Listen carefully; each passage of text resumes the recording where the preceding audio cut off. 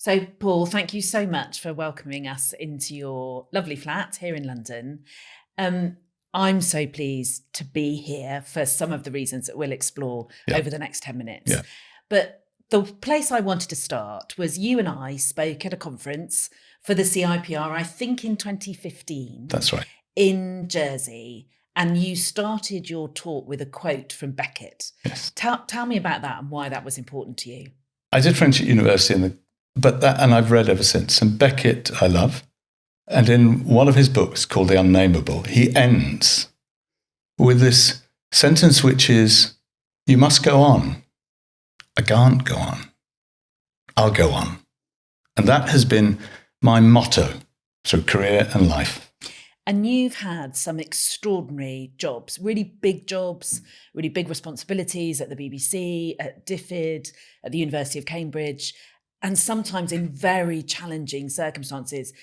Tell me about that time at TfL when there were the horrific bombings. Well, that's marked me because I'd been a foreign correspondent. I was in the office. They told me what had happened. And somehow I just went calm because I was used to that.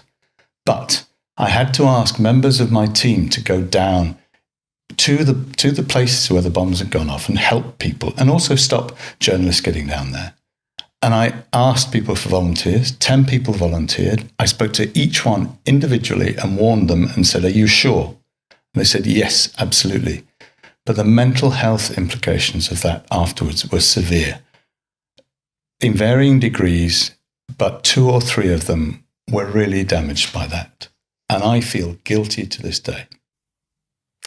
I don't think you should feel guilty, but I do understand that. And I think in the roles of being the most senior communicator in an organisation that's going through enormous difficult times. I remember my time at the NHS and the chief executive saying to me, "Sarah, the circle of trust is very small today. Yes. It's you and me." Yes. Now, that's an enormous privilege, but an enormous burden, isn't it? It's a huge burden. I never felt it was a burden. It's a huge responsibility. And you have to acknowledge that responsibility. And that responsibility needs to drive the way you are. And that's not just giving advice. It's being aware of the person you're giving advice to, aware that it's not just what they do. They may also be under stress. And there have been times when I've had to help people through that stress. And I think you and I have talked in the past about, being with senior leaders when they're crying because they're so stressed or it's really upsetting to them. And so the responsibility of a senior comms person to keep going on is very real, isn't it? It's a very real time pressure when you're that senior comms person. And I brought together a round table of senior comms people in and around Bristol after the pandemic. And one of them said, if we were in social work, we'd have a supervisor, but we're in comms, so we have to keep going. Now, recently, that's changed for you, hasn't it? Yes, I mean, I spent 20 years as a foreign correspondent, literally being shot at, nearly blown up. I spent 20 years in communications with, as you say, Transport for London bombings, the BBC, and many other organisations. And I'm not sure, I used to arrive at places and they had disasters. I was never sure whether that was accident or it was me. And it was tough doing that. It was tough. And even for me, I don't think I recognised the mental strain that put on me. And it's only now that I'm thinking that I should have actually asked for help. And you've had a very particular experience recently. And whilst I was not intending to be in competition with you, I broke my back, you had COVID. For both of us, we've had to really think again. Tell me a bit about what you have been thinking about.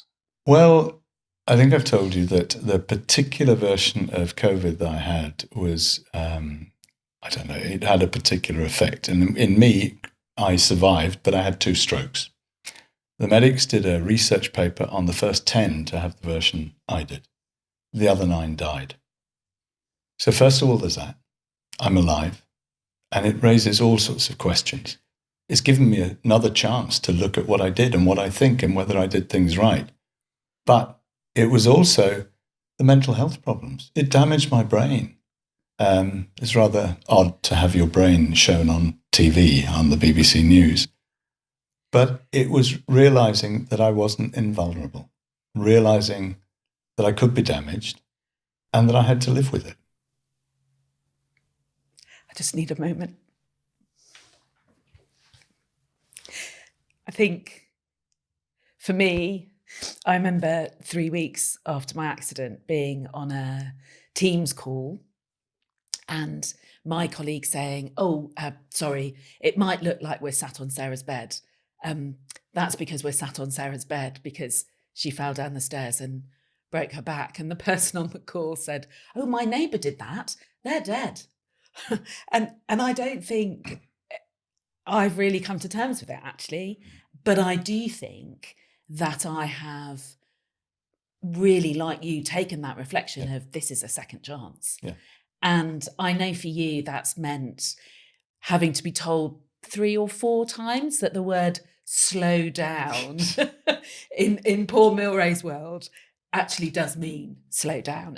And you have taken that on board, haven't you? I have. I have to admit it took several years to tell. Well, I've been out 3 years now. It has taken time. The first time I was told when I had an epileptic fit and the doctor said, if you don't slow down, you will die. I didn't quite agree with him and didn't slow down immediately and had more fits. But it is hard to slow down. And I think another lesson for people in PR is don't wait until it's too late. Slow down. Take time to think. Take time for yourself. Look after yourself because nobody else will look after you. So one of the things that I've drawn a lot of strength from since 2016 is running. And post my accident, getting back to running has been just amazing. So physically important, but actually mentally important. And, you know, I was about to run the London Marathon. My last run before I fell was 23 miles. I'm now up to 3.5 and I'm very proud of myself. Talk to me a little bit about what swimming has meant to you. Well, you know that I did athletics and was on the national squad, never beat Steve Ovett, but ran against him, did 2 marathons, fine. But I ripped all the ligaments in my legs. So I was scuba diving, I was doing all sorts of things, which I had to stop because of the stroke. And so now I swim. I swim in Hampstead Ponds. I swim in the men's pond. And for me, it's more than swimming. It's mental health. And what is wonderful in the men's pond is people look after each other. And they're from every background. And nobody cares, partly because, you know, when we got our clothes off, none of us look, you know, particularly good. And I remember various times there was somebody there and he wasn't looking good. And you don't make a fuss. You just go up quietly to him and say, are you all right? And he said, yeah. I said, you're not. What's the matter? And he said, my wife died 2 weeks ago.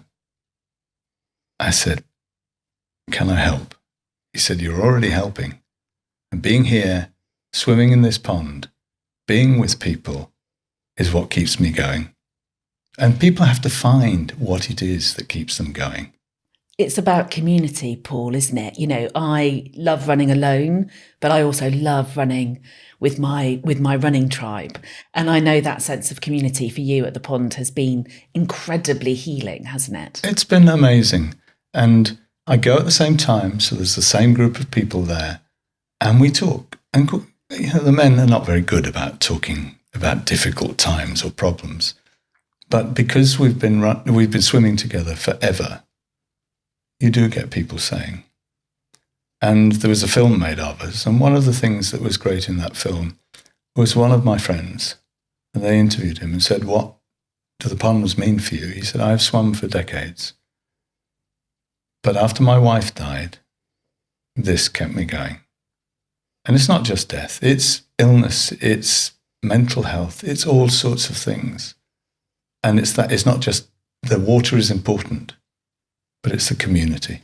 And again, like we've talked about, it's important that you have your family. You need to have a community who's not in your business, but will talk to you and will hold you up. I think that's really important. I've valued so much when I've been, in incredibly high level meetings in Westminster or in the organisation that I'm working in. And then I go with a group of people who literally don't care. What they care about is me, not what I do, but who I am. And I've really come to value that enormously over the last 6 months or so. Well, I think it's that, but I think I've just been thinking, I think there's an additional thing. When I go to the ponds, when I used to go to the ponds and was director of this and director of that, nobody thought, oh, he's director. They absolutely made jokes about me, laughed at me, everything. And so not only was it a place that protected, lifted, and helped my mental health, it was a place where I felt, I'm just a person. I'm with my friends. They know me. They'll take the mickey, but they're there for me if I have a problem. And I think at this time of year, there is a sense of taking stock. Now, I don't think you and I have ever been in a job where you slow down for Christmas, but there is an enforced break, as in there are national holidays and the shops close. And I think what I would like to end with is you giving your sort of advice, if you like, Paul. I think you are so well respected and so loved within the industry. People do want to hear what you've learned. What I've learned is asking for help is a sign of strength. And I never thought it was. I always thought it was a sign of weakness, except people used to ask me for help all the time and I'd give it. And I didn't think they were weak, but I thought I would be. And I've learned it's my superpower, actually, is to say, I can't do that. Would someone help me? What have you learned ultimately, do you think? I think it's that, but in almost a hugely magnified way. I mean, I look back and I even look at pictures of myself. And everywhere I went, there was a disaster. I don't know whether that was accident or it was because of me. And I had to deal with them. And there are pictures of me sort of looking tough and standing there. And again, like being a foreign correspondent, I never asked for help. And post-stroke, I've had to ask for help. My family, and this is one point I want to make, my family has been unbelievable. It was my daughter who told me to go to hospital. And I thought, I'm fine. And my daughter, who's a doctor, said, you're not. This was on the phone. She heard my breath. She said, get there. I was immediately put on a ventilator. That's when I had 2 strokes. If she hadn't said that, I would be dead. But she did. And after the strokes, being with my family has been, I don't know, it's just unbelievable.